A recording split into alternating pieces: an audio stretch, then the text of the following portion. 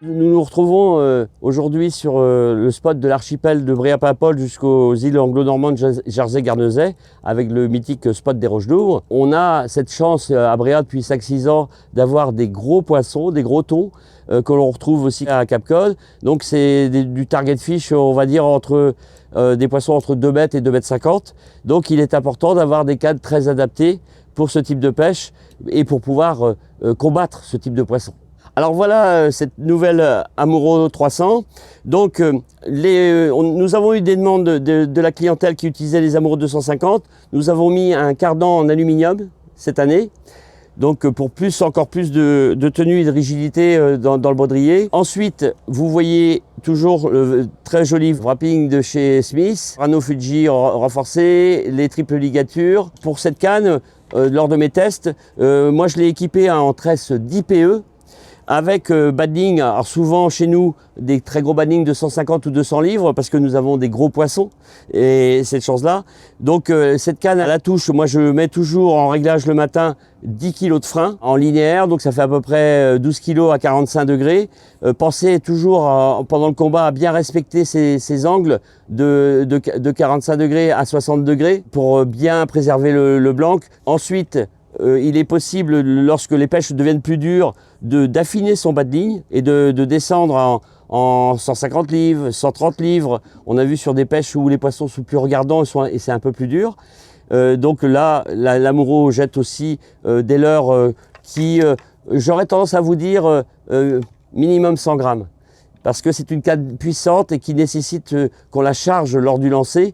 Donc les leurres les plus adaptés, je trouvais, à partir de 100 grammes. Alors ce que j'ai remarqué pour l'Amuro 300 lors de mes essais à Bréa, par exemple en pêchant avec un surgeur qui fait 55 grammes, elle était très limitée en distance de lancer. Ou alors il fallait descendre dans des tresses 7, 8 PE et c'est pas son intérêt à cette canne, c'est une canne puissante donc il faut aussi travailler minimum en 8 PE, 10 PE c'est son... Moi je trouvais que c'était le bon diamètre de tresse pour pouvoir avoir des lancers jusqu'à 70 mètres. On voit que quand on la charge avec des leurres de 100 grammes, là vous atteignez des très grandes distances de lancer. Donc pensez en utilisation à mettre des tresses 8-10 PE, max 12 PE, parce qu'après il faudra mettre des leurres très lourds pour pouvoir lancer loin. Parce qu'il y a des jours où on ne peut pas approcher les chasses comme certains jours où on voit des gros vortex et où là on peut quasiment atteindre des poissons en lançant à 30 mètres.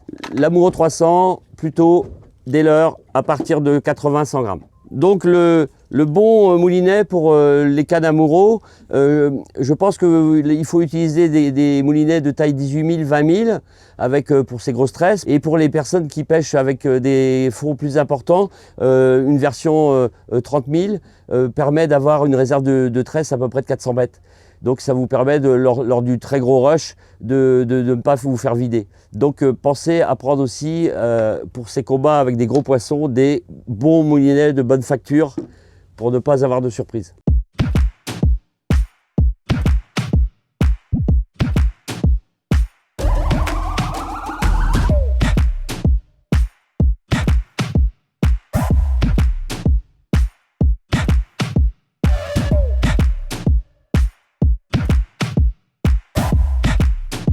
Oui, il y a un gros là.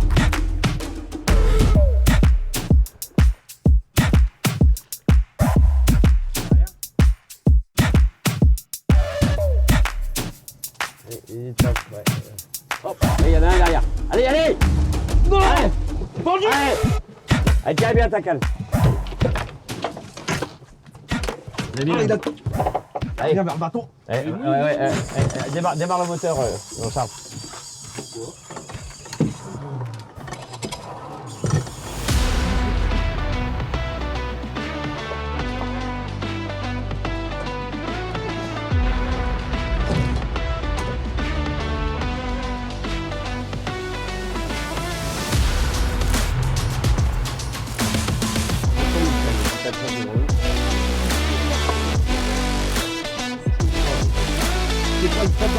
On l'a tenté. C'est dans le salon.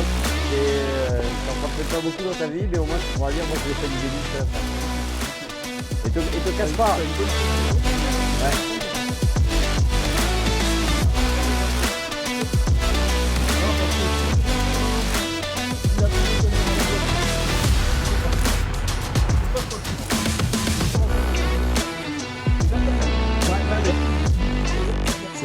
prenne la relève, sans que j'en peux plus. Ouais, 100 kilos.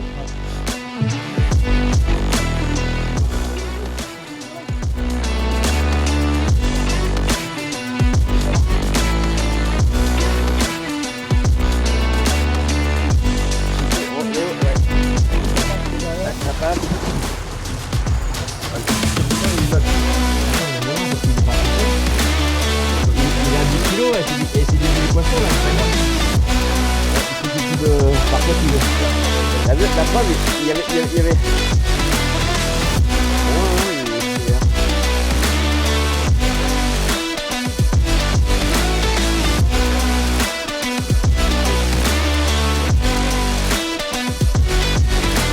Voilà. Voilà, on l'a. Wouh! Nickel. Tu la tiens. Vitesse, vous enclenchez. Yes. Yes les gars, c'est bien. Attends, on réoxygène. Quand on lâche. Vas-y quand tu veux.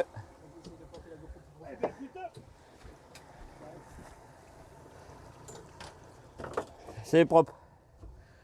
Bien joué les gars. Merci mon Chris. Ouais, bien joué. Voilà, c'est ce qu'on voulait. Une main de maître, hein, t'as vu, hein? Main de maître, Au mais popper, costaud. au popper, au popper, au popper, c'est parfait.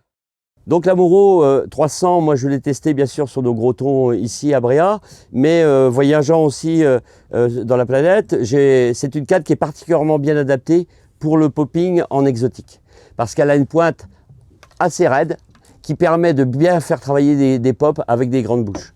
Donc pensez-y aussi si vous faites des voyages exo pour la carangue ou différentes destinations, c'est une canne musclée pour pêcher les poissons trophées. Alors je pense qu'il n'y a pas de part de hasard pour la pêche du thon et qu'il faut bien vérifier tous les paramètres d'un ensemble. Alors on a parlé de la canne, l'Amuro 300, surpuissante, faite pour lancer des bons poppers, pour pouvoir bien les animer, parce qu'avec sa pointe un peu plus raide, qui permet de bien faire popper.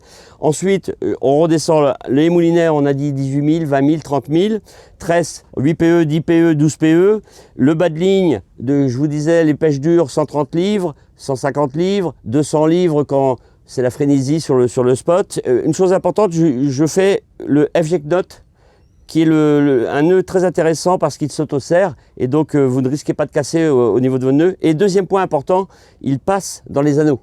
Donc, comme il est important d'avoir un bas de ligne qui fasse minimum ici 2,50 m de long, parce que les poissons font en moyenne 2 mètres jusqu'à 2,50 m, donc vous êtes sûr de ne pas casser avec la queue du poisson qui viendrait taper la tresse. Donc pensez bas de ligne long, FJ Knot pour faire le nœud de liaison.